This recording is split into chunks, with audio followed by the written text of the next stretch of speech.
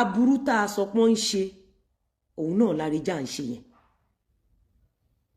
Lizzy Anjorin kò bá yín produce movie tẹ́ bá fẹ́ make point yín in as much tí Lizzy ò wá fún yín kí lẹ fi photo Lizzy síbẹ̀ fún. Arejan post picture mi because ó feel pé ọ̀rọ̀ tá a sọ sí Bíọ́lá ó feel pé ọ̀rọ̀ tí kò dá ní wọ́n lọ háyà ẹ̀ ní látàbẹ́kúta. Bọ̀ nǹkan tí ò yí Arejan ni pé ọ̀rọ̀ kan ló máa sọ tó máa gòkè, ọ̀rọ̀ kan ló máa sọ tó máa ṣubú.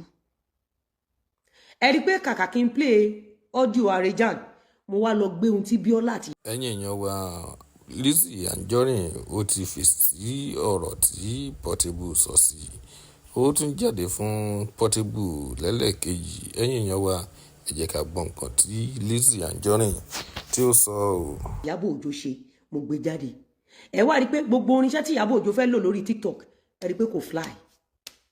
Gbogbo nǹkan tó fẹ́ lò lórí Instagram ẹ rí pé kò fly torí wípé mo ti mọ ọgbọ́n tí àwọn people yìí fi ń waste ẹ̀mí àwọn èèyàn.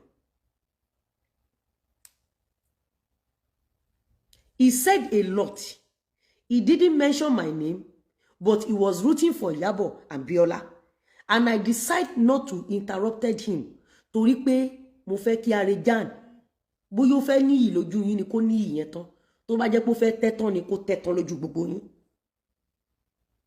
Wọ́n ní tí ọmọdé méjì bá ń gégi nínú igbó, àwọn àgbàlagbà tàdí mẹ́yìn wọn á wo bí tó máa wó sí. Ṣé bí Arejan ò kú, Arejan wà láyé.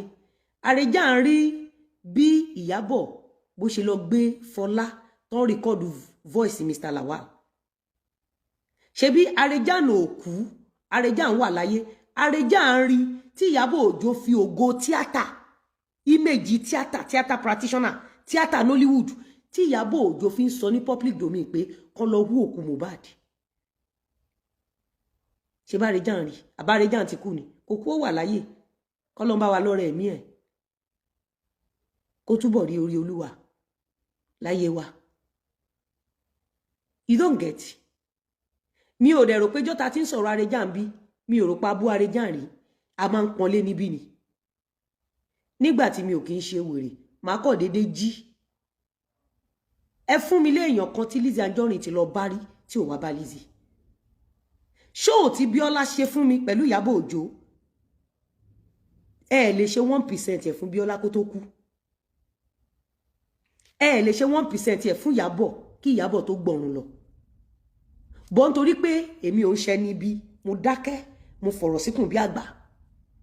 Torí pé tí mi ò bá dákẹ́, ẹ ní rí aláṣejù ní 2019 tí Ìyábọ̀ Òjó tó set ọ̀tá mi up fún kú. Reaction mi lẹ padà rí tẹ́ bẹ̀rẹ̀ sí ní judge mi.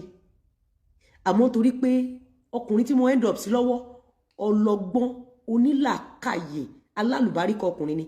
My husband taught me how to use patience to expose the enemies. Ọkọ mi ló kọ́ mi.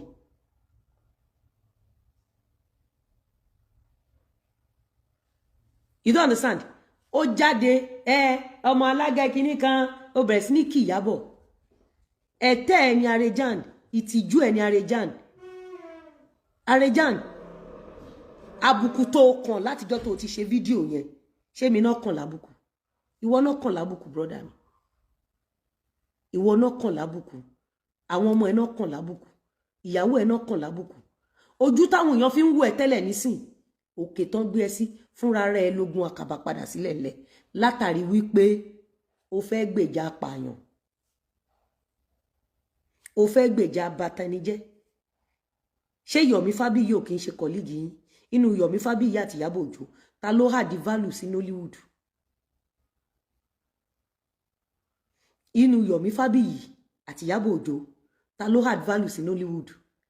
Nínú Ìyábọ̀ àti Lizzy Anjorin ta ló hà di value sí Nollywood? Ta ló jẹ́ kán mọ̀ yín? Ta ló jẹ́ kán máa rí onítíátà bí ẹni tó máa rá mú? Ta ló jẹ́ kán rí onítíátà bí ẹni tó mọṣẹ́ ṣe? Lizzy Anjorin ló jẹ́ káyé rí onítíátà bí ẹni tó mọṣẹ́ ṣe. Lizzy Anjorin ló jẹ́ káyé rí onítíátà bí ẹni tó máa rá mú. Lizzy Anjorin ló jẹ́ kí ayé rí onítíátà bí àwọn tó ń ṣe dáadáa nínú ayé. Gbogbo ẹnu ni mo I work for it. Mo dẹ̀ ìṣódà mi lọ sókè ìgbéraga ni mo fi sọ Arejan. Ẹ mọ̀ pé ó máa dáa fún wa lénìí bẹ́ẹ̀ bá mọ̀ ni ẹ ti tún àná ṣe bẹ́ẹ̀ bá mọ̀ pé ó máa da fún wa láti ìgbà tí mo ti wà ní Abẹ́òkúta ní Ìyábọ̀ Òjó ti ń lo gbogbo àwọn ará Abẹ́òkúta ẹ rántí tó wá sílé ọ̀dọ̀ mi tó wá jí mi ní gold inú àwọn ọ̀gá kan wà tí mo fẹ́ràn Alwajud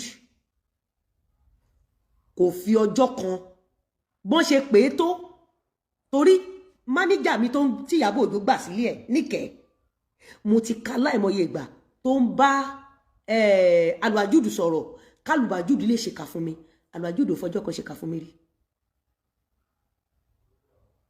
òun ló fi jẹ́ pé tó o bá bímọ ọmọ ẹ èyí tó bá lákìkanjú gẹ́gẹ́ bí abiyamọ tó máa jẹ wọn mọ́ òun ló yẹ kó o tọ́jú jù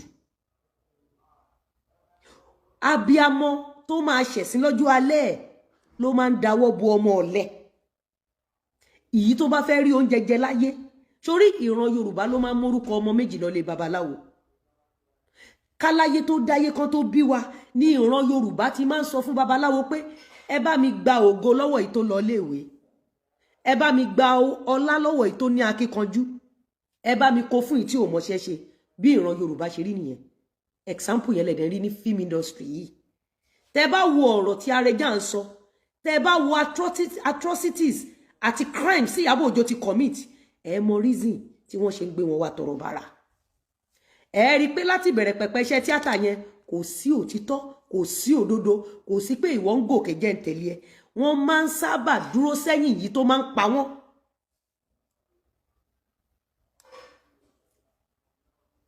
ẹ jẹ́ ká gbá Arẹjà. wọ́rọ̀wọ̀rọ̀ ní bàbá